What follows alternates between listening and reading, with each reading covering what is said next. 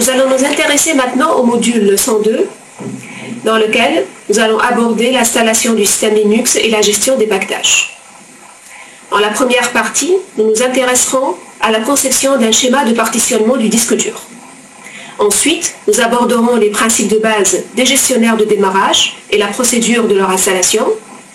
En troisième objectif, nous allons introduire les notions relatives à la gestion des librairies partagées. Par la suite, nous traiterons des commandes de base pour l'utilisation du gestionnaire de paquetage Debian. Et finalement, nous allons détailler l'utilisation du gestionnaire de paquetage RPM ainsi que Yum pour les systèmes de type Red Hat.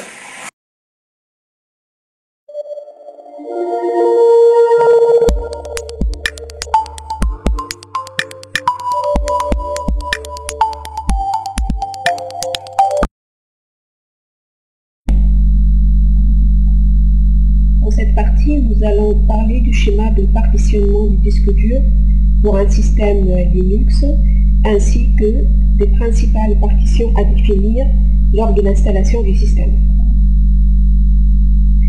Le système Linux, il accorde des noms logiques à vos disques. Ces noms vont dépendre de l'architecture matérielle dont vous disposez. Si vous disposez de l'architecture IDE, à ce moment-là, vos disques auront comme nom, comme préfixe /dev/hd, suivi par une lettre indiquant l'ordre d'installation de vos disques. Ainsi, le périphérique IDE primaire maître sera noté /dev/hda.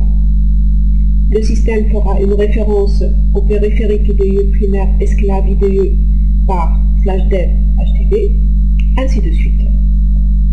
Par contre, si vous disposez de l'architecture SCSI, bien de disque SATA, à ce moment-là, vos disques auront comme nom SD, donc /dev SDA pour le premier disque SCSI ou bien SATA, /dev SDB pour le second disque, aussi SCSI ou bien SATA, et ainsi de suite. Notez également que si vous disposez de disques externes, souvent reliés par port USB, ou si vous disposez de clés USB, donc tous les disques USB seront également notés /dev SD, suivi par une lettre indiquant leur ordre de reconnaissance ou bien de détection par le noyau du système d'exploitation. Un disque sera normalement partitionné dans un ensemble de partitions, soit primaires, soit logiques. De façon générale, un disque il sera organisé ainsi. Le disque commence par une première zone appelée MBR ou Master Bootleg, souvent utilisée par le BIOS de votre machine pour le fonctionnement, pour le démarrage du système et pour le chargement de votre table de partition. Après la partie MBR, nous retrouvons une suite de partitions. Vous pouvez installer un ensemble de partitions primaires sans dépasser donc le nombre de 4. Si vous avez besoin donc de définir plus de partitions dans votre disque dur, à ce moment-là, il est nécessaire de définir au moins une partition de type étendue. Et à l'intérieur d'une partition étendue, vous avez la possibilité de déclarer et de définir plusieurs partitions logiques. Lors de l'installation d'un système Linux, vous avez besoin donc de définir votre stratégie de partitionnement. Cette stratégie dépendra bien sûr de la vocation de votre machine, donc à quel usage est destinée votre machine, dépendra également des capacités matérielles, des capacités en mémoire de votre machine.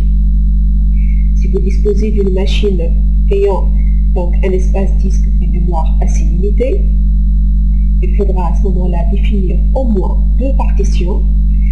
Une partition donc destinée pour la mémoire swap et une partition destinée pour la racine de votre système de fichiers.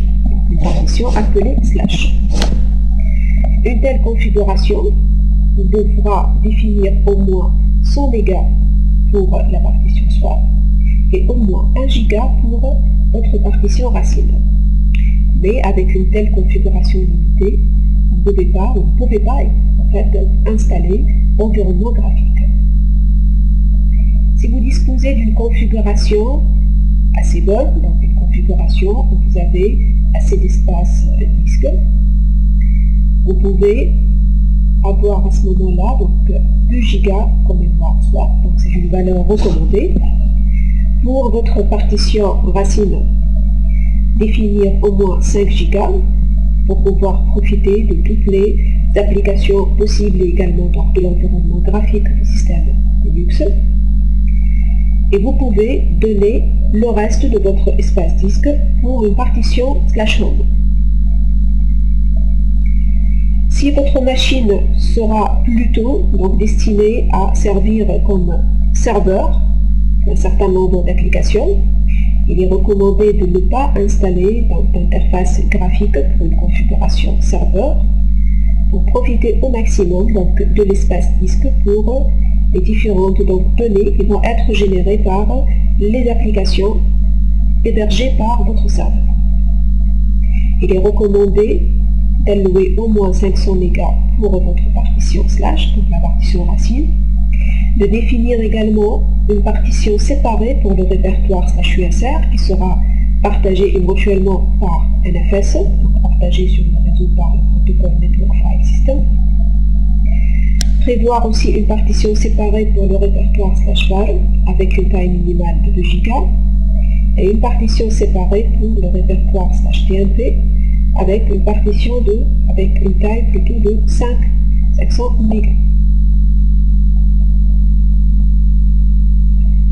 Nous allons maintenant définir les types de librairies qu'on peut avoir sous un système Linux et les outils qui permettent de manipuler les librairies partagées.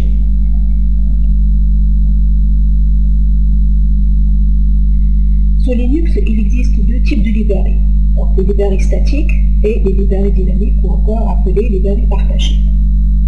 Une librairie statique est une librairie dont le code sera intégré au code de vos fichiers, donc au code de vos programmes exécutables, lors de l'étape d'édition de liens. L'inconvénient majeur de ces bibliothèques, c'est que le code binaire de vos applications générées et lié avec les bibliothèques statiques sera assez volumineux, vu que le code final va inclure également le code des bibliothèques statiques. En plus, cette méthode d'édition de liens n'est pas pratique dans le sens où si jamais vous modifiez le code associé à certaines bibliothèques statiques et que vous avez besoin de recompiler ces bibliothèques, il sera également nécessaire de régénérer et de recompiler tous les programmes et on fait appel aux bibliothèques statiques. Par contre, les bibliothèques partagées ou dynamiques ont l'avantage de ne pas être incluses dans le code final de vos applications. Donc une bibliothèque partagée, elle sera appelée par l'éditeur de liens et exécutée uniquement au moment d'exécution de vos programmes. Ceci offre l'avantage de ne pas inclure donc, le code des bibliothèques partagées dans le code binaire final de vos applications, et donc vos applications auront une taille donc, inférieure à la taille d'une application compilée avec une bibliothèque donc, statique. En plus, ceci vous offre une plus grande flexibilité, donc vous pouvez éventuellement mettre à jour vos bibliothèques partagées et les recompiler sans avoir à toucher et à recompiler les programmes utilisant ces bibliothèques dynamiques. Notez finalement que les bibliothèques donc, dynamiques ont généralement un nom qui commence par le préfixe lib et ce sont des fichiers dont l'extension est .so.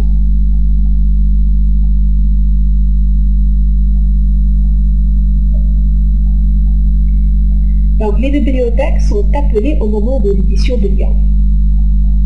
C'est l'outil ld.so qui permet l'édition de liens avec une bibliothèque dynamique au moment de l'exécution du programme par le système. Tout programme est lié automatiquement à la bibliothèque ld.so pour permettre justement l'édition de liens dynamiques. Le chargeur de liens ld.so il va rechercher les bibliothèques dynamiques nécessaires pour l'exécution de votre programme dans plusieurs endroits avec, dans l'ordre, il va rechercher tout d'abord les bibliothèques dynamiques dans les chemins listés par la variable ld_library_path. Cette variable contient une liste de répertoires dont les chemins sont séparés par le caractère de port. Le chargeur de l'IA ld.so va rechercher également les librairies dynamiques dans le fichier /etc/ld.so.cache. C'est un fichier au format binaire qui pourra être éventuellement généré par un outil spécifique qui est ldconfig.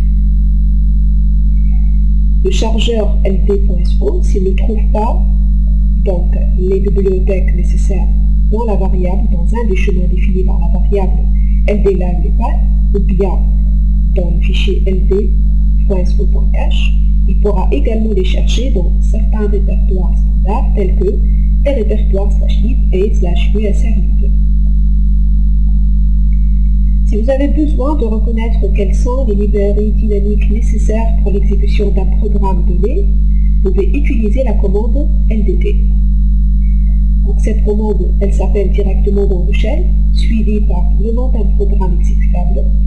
Ça vous permettra d'avoir une idée sur l'ensemble de toutes les librairies dynamiques nécessaires pour l'exécution du programme que vous avez donné comme paramètre. Donc l'outil ldconfig permet de construire le cache ld.so.cache. Ce cache, il sera construit en exécutant les instructions de configuration définies dans le fichier /etc/ld.so.conf. L'outil ldconfig vous permet donc de construire le cache éventuellement en mode verbose si vous ajoutez l'option .v. Sinon, il vous permet d'afficher le contenu du cache en utilisant l'option .p.